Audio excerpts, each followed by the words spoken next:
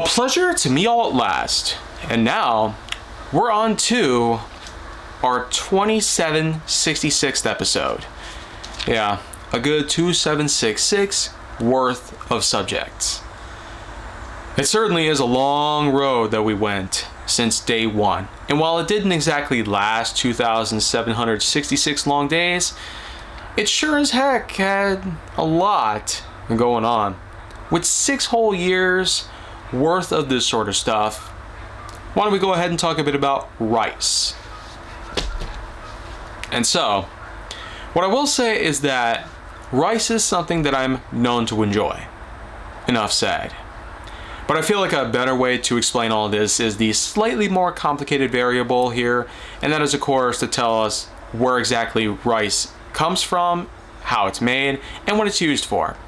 Rice, as we know, is a very cheap crop to produce, much like corn, potatoes, carrots, and some other fruits, vegetables, and whatnot. The thing is that rice is seen as a really popular piece of grain that you can get.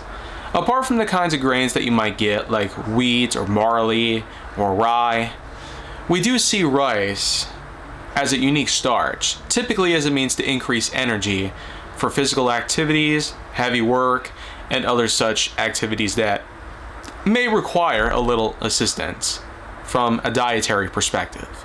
You could have a lot of options out there, and we know that there's other pretty good options to choose from, like the potato or the steak, for instance.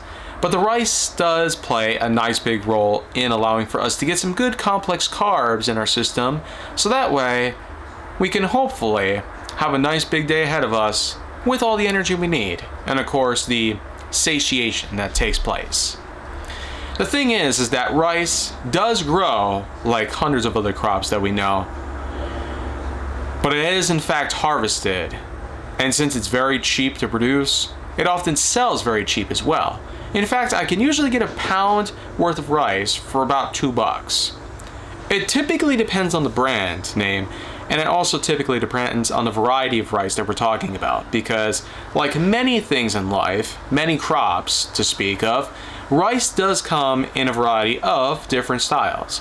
You have the regular long grain white rice, but there's also brown rice, jasmine rice, basmati rice, lemon rice, and lots of other variations to choose from. I often go for the jasmine rice because it is rather cheap to get a hold of and also rather common, much like the white or brown variations of rice. What I mostly do with that exact type of rice though is I create a pretty killer breakfast deal. I simply call it the breakfast paella. After it all, it is a bit inspired by the Spanish dish known as the paella, which does allow for rice and a specially made rice pan for cooking it on.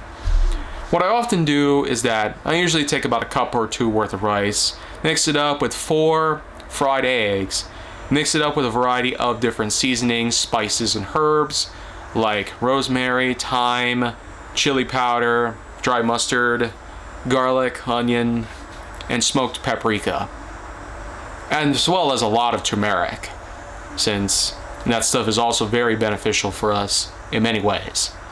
I also do bring along a few other things as well. Sometimes I might bring a couple of sweet things along and a couple of savory bits just as well. Some hot sauce, some bacon, and a number of other things just as well. The thing is that rice doesn't always get put together in a paella dish as well. There's also hibachi, which I also am a big fan of, where you combine the rice as well as some special sauce put together, along with a few marinades and some meats, and typically add a few vegetables to it as well. And the meats can usually range from beef, chicken, fish, etc. And the vegetables usually get a likes of such things like zucchini or onion and mushroom, so to speak. There's always a good variety of things to choose from as well. Though I also do know of a good burrito recipe in which that it does require a good amount of marinade, as well as some rice of your choosing, some meats, and some mushrooms just as well. Yeah, I honestly want to try that kind of burrito recipe at some point. But as I've said before, there's just a lot of applications to use it on. Some people might find rice to be useful in many recipes other than what we already know of, and some might also work with rice in ways that are outside of the usual comfort zone. For instance, there is that famous hack in which that if you ever drop an electronic device in water and it becomes unresponsive, supposedly if you allow it to drain while drenched underneath a large pile of rice, then typically it actually might work in helping restore the item's functions back to normal. And while this has been done and proven in a way to be effective at restoring a mobile device's functionality after being soaked in water, there's also the idea of rice being used similar in a way to how macaroni is used for arts and crafts. And so that's pretty much another way of putting it there. I guess it also would mean that in addition to it being made for a sculpture or whatnot, you could also eat the rice later on. Yeah, so if you can play with your food in such a retrospective manner like that, then surely you could do a lot more with rice than just all the above that I had already talked about so far. But you know what? I feel like I've spent enough time talking a bit about rice here. I guess I could talk about mac and cheese at some point now that I see it. Also because I did try a really good mac and cheese recipe, but I'll save that for some other time. But if you want to see more, go down to my channel. Make sure to like, subscribe, comment, follow me wherever you can find me, and stay on the Hollywood side.